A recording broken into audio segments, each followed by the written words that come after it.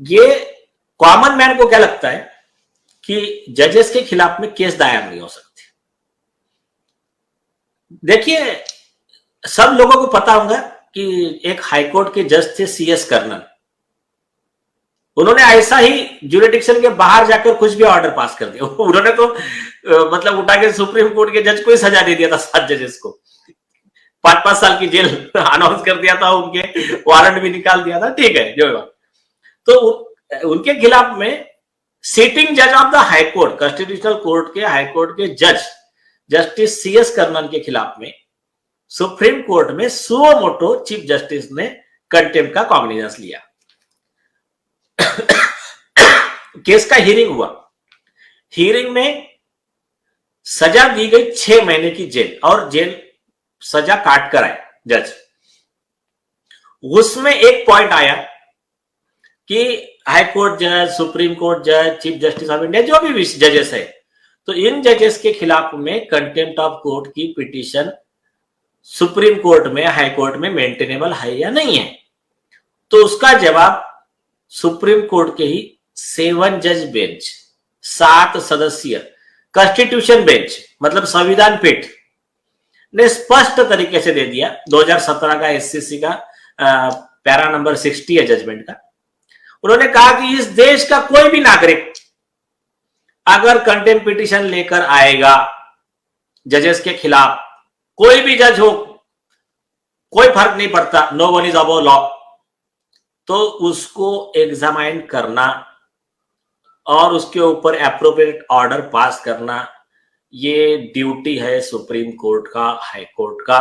ऐसा लॉ उसमें सेटल कर दिया, और इसी लॉ के बेस पे हमने कई पिटीशन फाइल की है। इवन जस्टिस चंद्रचूड़ के खिलाफ भी कंटेम्प्ट पिटीशन फाइल किया था मुर्सिन शेख ने। तो वो ये मतलब उसको क्या कहते हैं, लॉ में प्रोविजन है और कोई भी कॉमन मैन फाइल कर सकता है।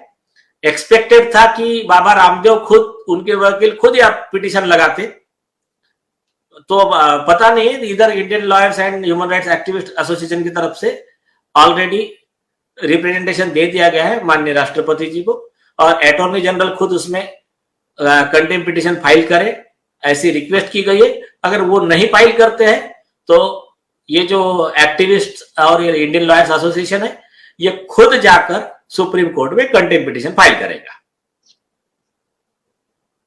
आ रहा हूं प्रकाश जी, प्रकाश जी, प्रकाश जी, हाँ अनम्यूट कीजिए। सर आप लाइव पर हैं, आप लाइव पर हैं सर, बाकी काम छोड़ दीजिए, सुनिए क्वेश्चन को। No, I am listening. Don't worry. I am listening entire thing discussion. But I am in Nagpur and some people are. अभी ये मामला कोर्ट का है तो इन्हीं से सुनना पड़ेगा। नहीं, इंडियन मेडिकल एसोसिएशन जो गया अदालत में, तो क्यों गया?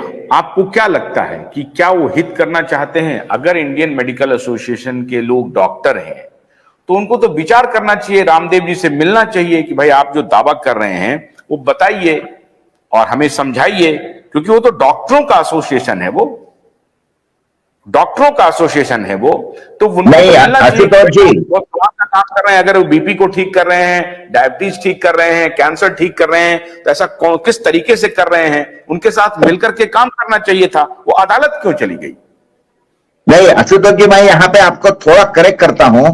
ये जो IMA को इंडियन मेडिकल एसोसिएशन बोल रहे हो, मेरा ये कहना है कि ये इंडियन मेडिकल एसोसिएशन नहीं है, तो ये इलनेस मार्केटिंग एसोसिएशन है। ये इलनेस का मार्केटिंग करते हैं ये सारे लोग सीधा सीधा, इसलिए इनको इंडियन मेडिकल एसोसिएशन बोल, IMA बोला करो सिर्फ।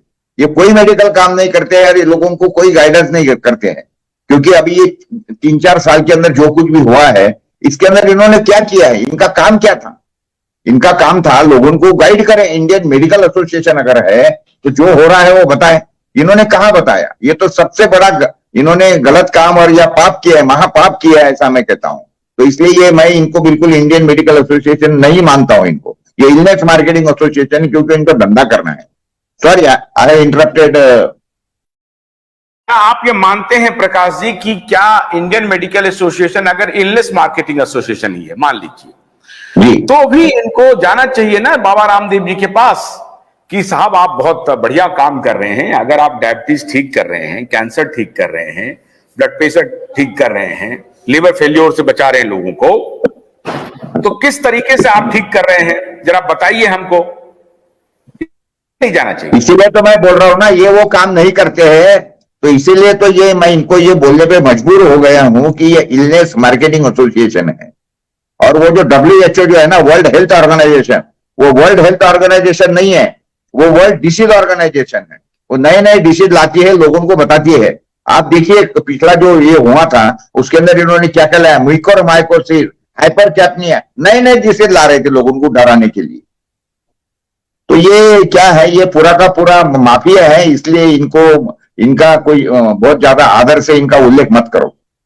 एक सवाल और पूछ लेते हैं, उसके बाद आप अपने काम, मुझे मालूम है आप व्यस्त हैं, आपको बहुत सारा काम करना है, तो मैं रिलीव करूंगा, लेकिन एक सवाल मैं आपसे पूछ लेता हूं। अगर इसमें सरकार, आयुष मिनिस्ट्री क्या कर रही है, IMA कोर्ट जा रही है और रामदेव का पूरा काम मिनिस्ट्री ऑफ आयुष के तहत आता है, तो मिनिस्ट्री ऑफ आयुष इसे क्यों नहीं, इस पर स्टैंड लेती है? मिनिस्ट्री ऑफ आयुष क्यों चुप है? उनके तरफ से कोई रिप्रेजेंटेशन कोर्ट में क्यों नहीं जा रहा है? सिंपल है, बिल्कुल इसलिए नहीं जा रहा है कि क्योंकि फार्मा माफिया ने सारा का सारा कब्जा कर लिया है। ये कंप्लीट दिख गया है ना पिछले 3-4 सालों के अंदर। ये कैसा है, ये मुझे बताइए। जब आयुष बोल रहे हो आप, तो आयुष होने के बाद में इन्होंने क्या किया पिछले 3 सालों में लोगों को डराने के सिवा? क्यों आगे नहीं आई है आयुष? और मुझे बोलो कि how government can open only the allopathic hospitals and this thing? ऐसा है, there are so many alternatives like homeopathy, like Ayurvedic, like yoga, like Siddha.